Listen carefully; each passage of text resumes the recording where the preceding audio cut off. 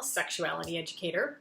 Today I want to talk about an issue that came up in the news because I think it's an interesting sort of in real life illustration of the difference between values and facts, which is something I talked about in my video on values, facts, and myths. There was a news story earlier this week about a little girl who was swimming at a public pool somewhere near Montreal, and she was asked to leave, or the lifeguards asked her mother to leave with her because the little girl was swimming without a top on.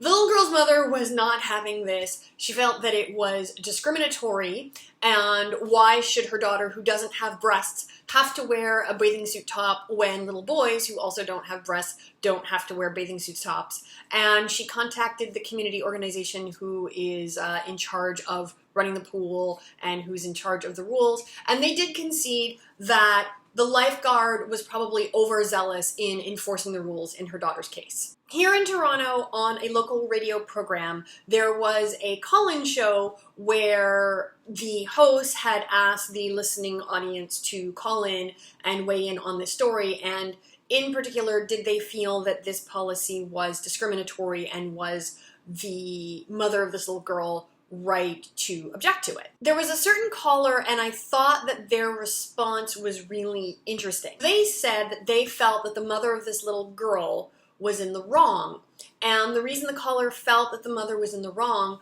was, and I'm paraphrasing somewhat, but she said something along the lines of, you know, I've always taught my two young daughters, I believe she said her daughters were 4 and 1, that no one should touch or see any area of their body that is covered by a bathing suit. So I'm not trying to come for the caller or the boundaries that she's established within her own family.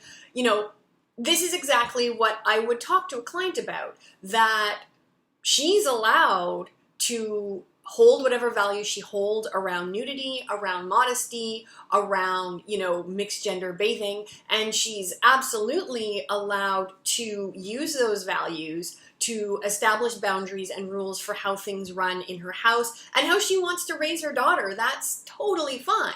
But what I do have some issue with is the caller implying that the mother of this little girl at the pool is wrong for being upset and is wrong for objecting to the rules of the pool because she has different values and different boundaries than the caller does. If we want our kids to get on board and share our values, particularly our sexual values, it's easier for them to do that when they have some understanding of why we hold those values and where they come from. So the more we're able to articulate not only this is what I believe, but this is why I believe it, and the more we're able to own those values as our own, the easier it is for them to understand and adopt those same values. Now, in this caller's case, her children are still very young, so she doesn't have to sit down and have a really nuanced conversation with them about, you know, the values that are informing her decision to teach them that they need to keep their nipples and surrounding area covered.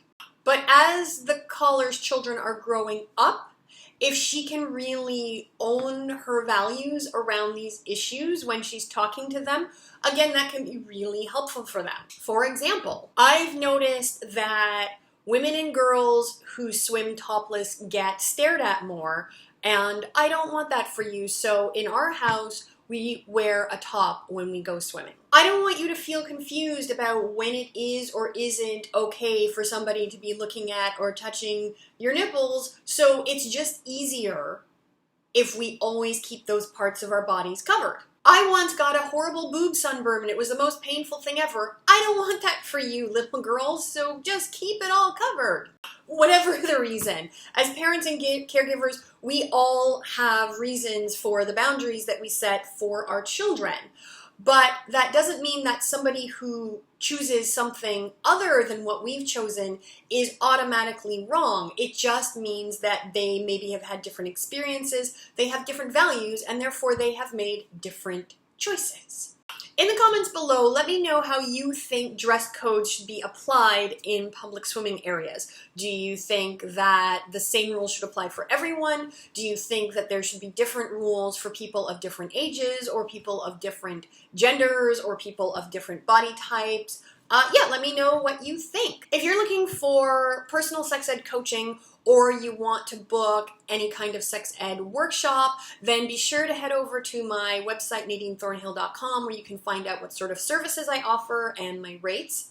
If you enjoyed this video, then certainly give it a thumbs up. If you know someone else who would enjoy it, then please share it. And if you think you would enjoy other videos, then click subscribe so you can see everything. All right, I hope you all have a great day, and I will see you soon. Bye. So I want to give some advice to my younger self, specifically my teenage self. If I had a time machine and I could go back in time and talk to 13 to 19-year-old Nadine without imploding the world, here are some things that I would tell her.